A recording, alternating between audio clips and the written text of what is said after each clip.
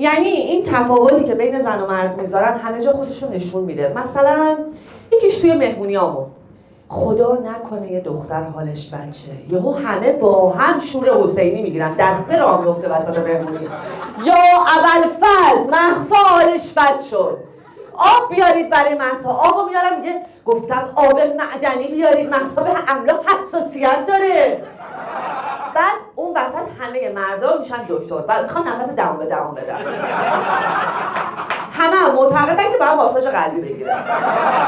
ببین آقایون، ماساژ قلبی اینه، این نیست.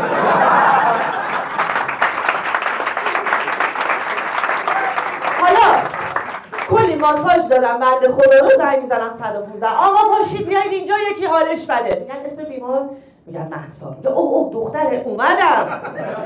آقای دکتر قبل از اینکه بیاد میاد.